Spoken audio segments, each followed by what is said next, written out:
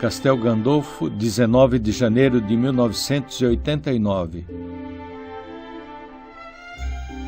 Aos sacerdotes focolarinos e voluntários. Sobre as etapas da Via Maria.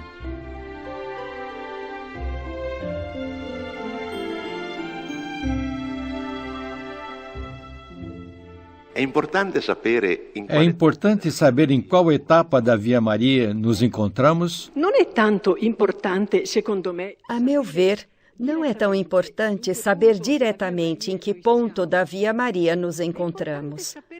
O importante é sabê-lo de certo modo indiretamente. Explico. É importante conhecer as etapas que já passamos. E dizer a nós mesmos, sim, aquela eu já vivi, foi a Anunciação. A outra, da visita a Santa Isabel também, não posso negar. Aconteceu, já vivi aquele período. O de estabelecer o menino Jesus no meio, com Jesus no meio, aconteceu, não posso negar. Por quê? Porque o fato de vermos as etapas percorridas nos encoraja a ir em frente, a não desperdiçar o tempo que perdemos, que ganhamos vivendo aquelas etapas.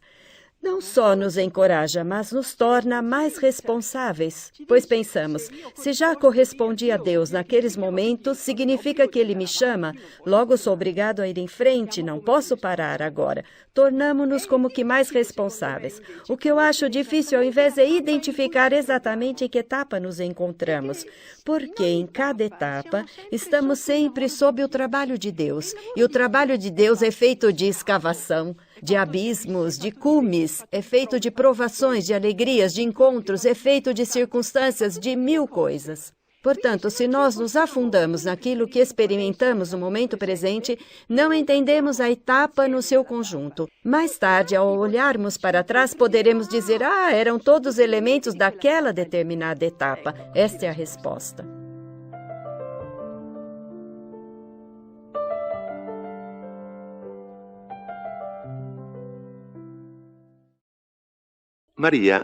Maria esteve 3 dias à procura de Jesus. Posso abreviar o tempo da busca quando eu perdi Jesus? Dá a impressão que abbia perso Gesù. Dá a impressão de que tenha perdido Jesus e que a este ponto perdeu esse Jesus. Numa palavra, está vivendo Jesus perdido.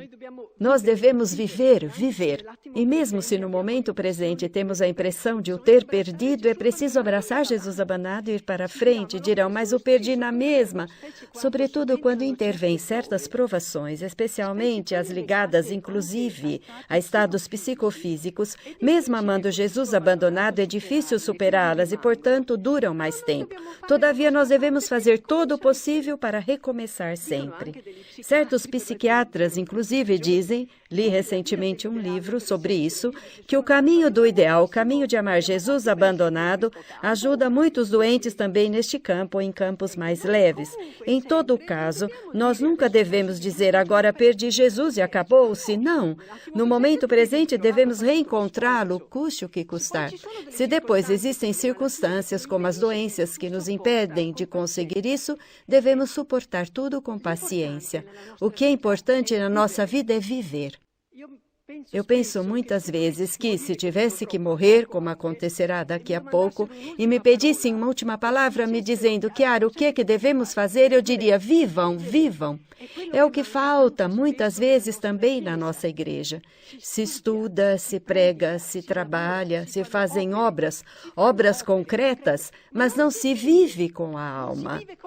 É o amor que faz viver Jesus dentro de nós. É necessário viver e depois a provação passará. Em relação a esta pergunta, eu queria acrescentar ainda outra coisa. Um dos elementos fundamentais na nossa vida espiritual é a convicção de que devemos recomeçar sempre. Essa não é uma fórmula só para os principiantes, de maneira que aqueles que se consideram perfeitos, esperemos, ainda bem para eles, dizem, essa é uma fórmula que serve para os que acabaram de conhecer o ideal. Não. Também os mestres de espiritualidade dizem que mesmo as almas perfeitas devem sempre tender à perfeição. Este recomeçar sempre deve se tornar a palavra de ordem da vida espiritual, seja qual for o ponto em cada etapa da nossa vida espiritual. Recomeçar sempre a viver o ideal, o momento presente, abraçar Jesus abandonado, ver Jesus no próximo e amá-lo. Recomeçar sempre, de maneira que tudo o que fazemos seja animado pelo ideal. Questo.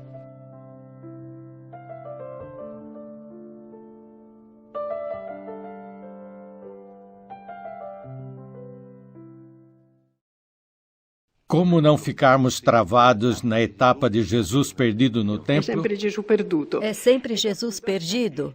Repito, é preciso não se bloquear de modo algum, é preciso superar. Não se pode ficar em Jesus abandonado sob o peso da cruz, é preciso ultrapassá-lo. Não se podem ver rostos tristes na obra de Maria. O nosso distintivo é a alegria. Não se pode. É um escândalo.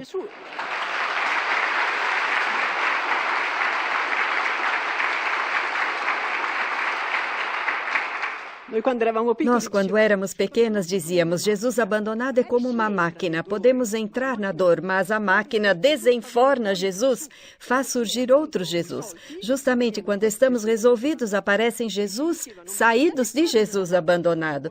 Dizíamos: não se pode ficar dentro da máquina, temos que sair dela. E para encorajar todos, eu queria lhes dizer que se passam estes períodos também longos, às vezes de anos e anos a fio. Pode-se ficar nesta etapa ou em outra daquilo que eu sei também durante anos.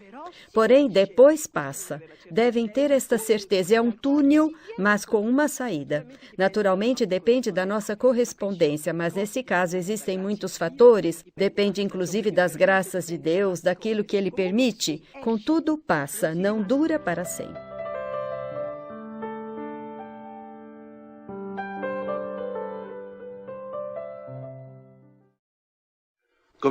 Como se explicam, segundo a Via Maria, as nossas infidelidades, faltas de correspondência e obstinações? Há quem diga: a Via Maria é muito bonita, é o caminho percorrido por Maria, mas eu, com os meus pecados e as minhas faltas, como posso? O que fazer com aquilo ali? Se nós amarmos, se nos pusermos a amar, começando já, neste instante, Deus aproveita tudo. Devemos fixar bem isso na cabeça. Não é que ficam ali como apêndices. Se nós amarmos, Deus aproveita tudo, porque tudo. E o tudo inclui a fidelidade, a infidelidade, a falta de correspondência. Tudo coopera para o bem dos que amam a Deus. Portanto, se nos pusermos a amar a Deus, tudo coopera para o bem. Alguém poderá dizer: este tudo se refere às coisas positivas. Ouçam o que diz Santa Catarina, que ademais não é a única a dizer isso. Tudo aquilo que Deus quer ou permite, e Ele permite as nossas faltas de correspondência, é para a nossa santificação. E nós podemos dizer: tudo o que Deus quer ou permite é útil para a Via Maria. Mas como é que podem servir as nossas faltas de correspondência? Muitas vezes Deus as permite para nos basear na humildade. Nós precisamos da humildade para construirmos, pois devemos edificar Cristo em nós e sabemos o que se diz de Maria, que pela sua pureza agradou a Deus, mas foi pela humildade que Deus se encarnou. Portanto, nós precisamos de humildade. Então, se Deus vê em nós uma pontinha de soberba, de orgulho, de amor próprio, então talvez permite algo, porque diz: assim deixam de ser orgulhosos.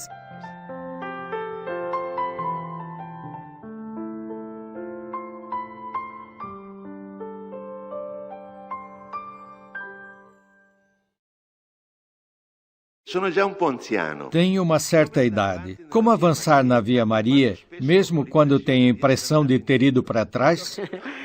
Impressão ou não impressão, tudo o que nos faz sofrer é Jesus abandonado e nós aprendemos a não analisá-lo. Essa impressão me faz sofrer, retrocedi bem, é uma dor, é Jesus abandonado. Ele tinha a impressão de ter recuado completamente, ali na cruz ele se sente fracassado. Ele parecia que de nada servia tudo o que tinha feito, porque o Pai nem olhava para ele. Esta era a sua impressão. Logo, essa impressão é Jesus abandonado. É preciso abraçá-lo sem analisar e ir para frente dizendo: és tu. Não tanto eu que recuei, sim, também recuei, mas sobretudo és tu. Eu te vejo nesta minha dor. Portanto, abraçar Jesus abandonado. e não olharmos para nós mesmos, ir para frente amando Jesus abandonado, que garante uma grande união com Deus. Jesus abandonado fez com que os homens se unissem de novo a Deus através daquela dor da cruz que culmina no abandono. Ali está o segredo da unidade. Portanto, se nós amarmos sempre Jesus abandonado, alcançaremos uma fortíssima e formidável unidade. A minha impressão é que quem percorre este caminho atinge uma união com Deus, talvez como em nenhum outro caminho. Justamente porque a união com Deus é típica da estrada da unidade. Então, se este sacerdote deseja o meu modesto conselho, eu diria, veja Jesus abandonado nestes sentimentos, não olhe mais para si mesmo e procure para frente. Veja em tudo sempre Jesus abandonado. Verá quanto caminhará. O importante é não analisar e ir para frente.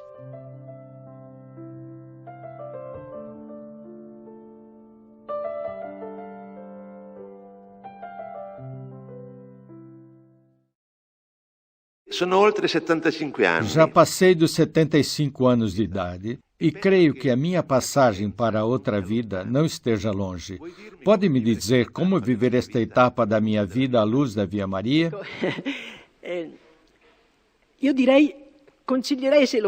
Eu diria, se o Senhor pedisse a mim pessoalmente, mas é assim, eu aconselharia a concentrar estes últimos e maravilhosos anos que viver no núcleo fundamental da nossa espiritualidade, que é o amor ao próximo. Pois o nosso modo de chegar a Deus é amar o próximo, se lançar ali. E se lembrar do que está escrito, correrei pelo caminho dos vossos mandamentos, isto é, vivi bem os teus mandamentos, aliás, eu corria pelo caminho. Correrei quando dilatareis meu coração, com a caridade. Nós devemos alargar continuamente o coração com a caridade. Todos os próximos que este sacerdote encontrar até a sua entrada gloriosa, esperemos no paraíso, devem ser amados ao máximo, para que se dilate o seu coração e ele assim caminhe pela via da santidade. Estes são os meus votos e o meu conselho.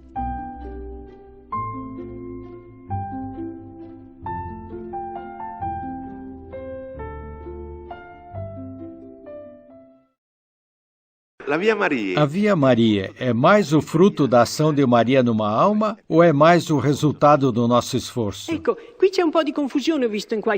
tem um pouco de confusão, como eu vi em algumas perguntas, ou seja, há quem pense que somos nós que avançamos na Via Maria, que acreditamos poder dizer, agora vou viver este ou aquele ponto. Não é assim. A Via Maria é um dom de Deus em cada uma de suas etapas. É Ele que, a certa altura da nossa vida, nos faz estar naquela etapa. É um dom seu, naturalmente, conforme a nossa correspondência. Porém, é um dom seu. Não é que nós dizemos, agora quero viver a desolada. Como fazer? Não é assim. É Deus que nos põe no estado de desolada e nos faz vivê-la. É um dom seu. E aqui se entende logo por quê. Por exemplo, a anunciação, o impacto, o encontro com o ideal não foi nosso fruto, foi um dom de Deus. Do mesmo modo, todas as outras etapas são um dom de Deus. Também o fato de contar as experiências exige certamente a nossa correspondência, mas quem as mostra a nós de maneira que a experiência não é tagarelice, mas uma coisa viva e faz efeito nas almas, quem revela o fio de ouro que liga toda a nossa vida é Deus. É Ele que nos põe naquela etapa, naquela outra. Não somos nós que nos colocamos. Isto é importante, porque vi muitas perguntas que se pensa que devemos fazer assim. Não, nós devemos viver o ideal, isso sim. Mediante essa espiritualidade, subimos degrau após degrau pelas etapas da Via Maria. Mas nós vivemos a espiritualidade, não é que nós vivemos a Via Maria, é Deus que nos faz passar de etapa em etapa à medida que vivemos. E quanto mais intensamente vivermos, mais nos encontramos em etapas sucessivas.